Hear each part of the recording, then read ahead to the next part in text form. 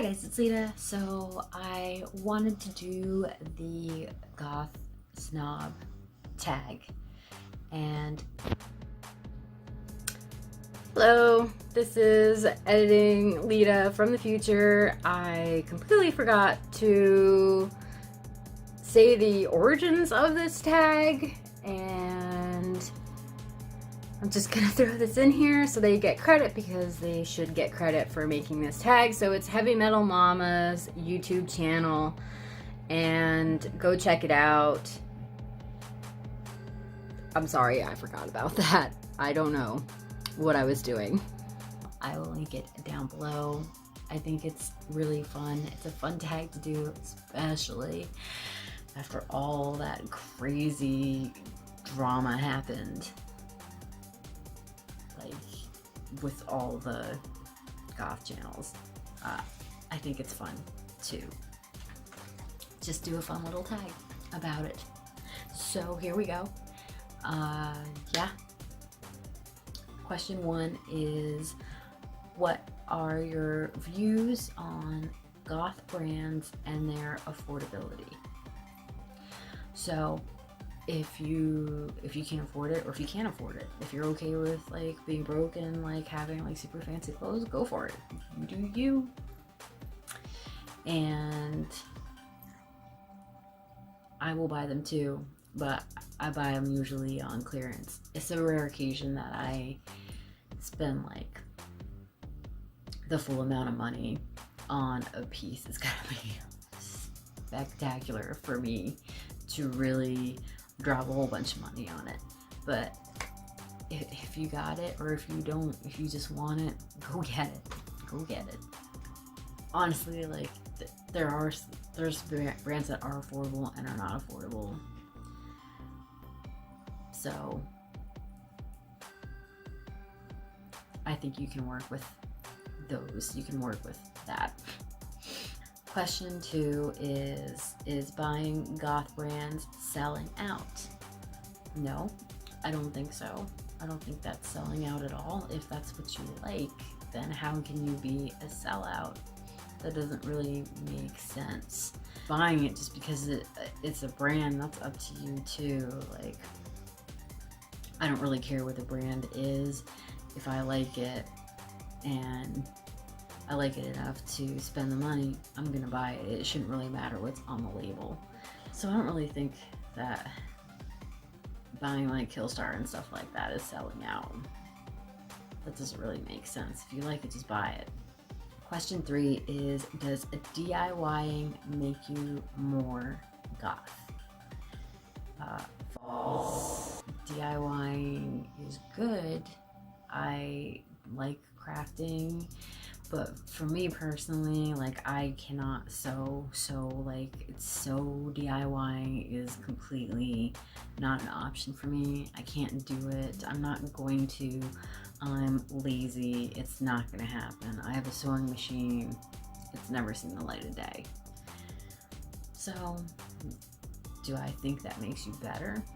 No.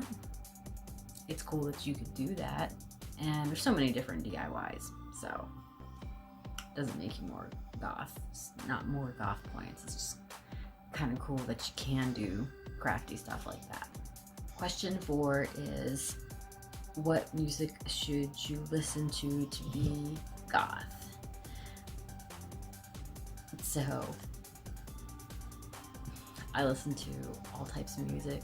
I have a decent range of what I listen to, and I listen to a good amount of metal, but I listen to like other stuff too. It's a lot of metal, but I do listen to goth music. Do I think you have to listen to goth music 24/7? No. I listen to a good amount of it, but it's not all I listen to. Sometimes I really just want to listen to some fucking Gojira. Question 5 is, what is the minimum requirement to be considered goth? Okay, so I think that you should know about the origins and the music, and that's what it spawned from. I think you should know all of that, and look at it. I mean, there's lots of channels that talk about it. There's like movies and books that talk about it. So I think, like anything, you should want to do a little research on it if you're actually interested in it. I think that's fair.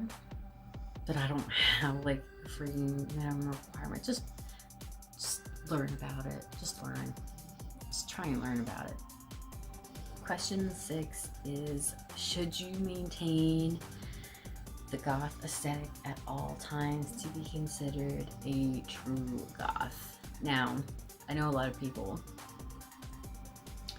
kind of struggled with this, and it wasn't really like a thing for me because I cannot. Most of my jobs had me wearing a uniform, which was not black. The best I did was gray. I was really happy with that, but it still was a blue collar uniform. Very ungoth, I would say that. It was very not goth. The gray was the only thing that I really had going. But just, you can't do it all the time, you know? And even if like I was on my days off, I didn't want to do it all the time. Sometimes you just want to be lazy and you want to put on like the yoga pants and the tank top and the flip-flops, and that's what you're gonna do for the day. I don't think so. I think for the select few that can do that, it must be exhausting. Question 7 is, are the big name YouTubers selling out, cashing in when they receive hauls from companies? If anybody wants to send me some free clothes, I will take some free clothes.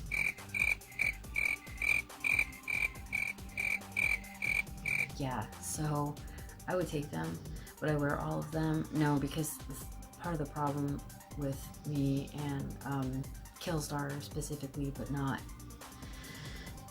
they're not the only offenders. Like Doll's Kill has a lot of stuff that I wouldn't honestly wear just because personal taste, and I don't think it looks very good. But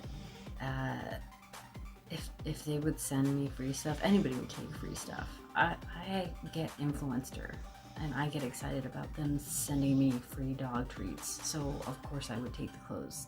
Are they selling out? No, it's kind of not even exchange, but it is an exchange.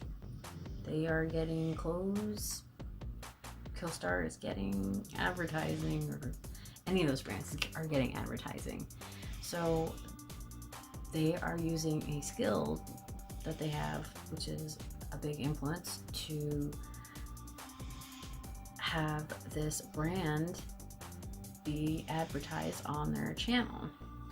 The only time I have a problem with it is when it's just straight up every single video. That's the only time that I'm like, maybe a little different content. See, you don't have to watch. It's the beauty about YouTube. You can just click right off that motherfucker. Question 8 is, the big name YouTubers live. Oh, big YouTubers. Oh my god, English is so hard. The big name YouTubers live their lives in the public. Should they expect privacy in their private lives? So, I feel like when you become a public figure, which a lot of the bigger ones are public figures, the line kind of blurs a little bit, because when you start putting your stuff online and inviting people into your life, you're gonna get people that are gonna say whatever they want about your life. That's very common in YouTube. When you put your stuff on the internet, it's gonna stay on the internet unless you remove it, but there'll probably be a little copy, smidge of it somewhere, and someone's gonna comment on it because you put it online. Do I think that's right? No, but that's what happens. And I think everybody's entitled to their privacy, but it's really hard to keep that going when everything in your life is pretty much public. Question 9 is, what's your view on Goths wearing different symbols aligned with different religions? So, honestly, like the symbol thing,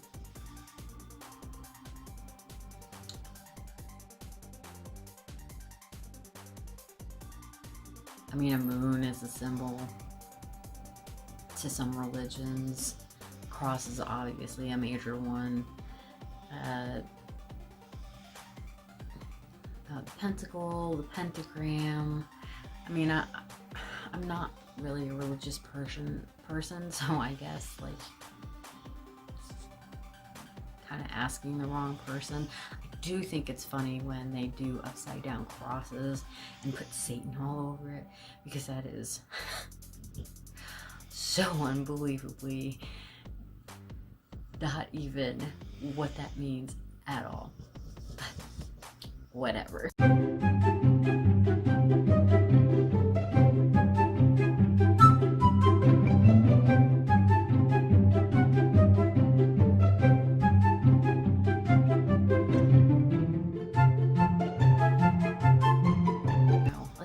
Such a time where like everyone's offended about everything, so like, if you're gonna purchase something that's got religious symbols on it, maybe find out what the hell the symbols are if you're gonna wear it. That's what I would say, but I'm okay with people wearing that stuff because it doesn't honestly affect any of my beliefs. So, and question 10 is, how do you feel about the negativity, bullying, and elitism in the community? I mean, it's always been there. I just think that because of recent events, it's got put forefront and it's in our faces now. I feel like we were kind of like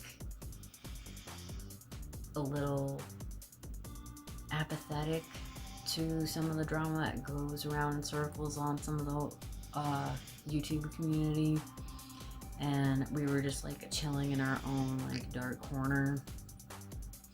But this is the internet, this is YouTube, there's bound to be drama, and it happened. But like I said, like the elitism, like that's been there. It's been there. Although I don't know if everything that happened would be constituted as elitism, but there's always been gatekeepers. That's not a new thing. It just went a little viral because you can just click on that play button and see what somebody has to say about it. So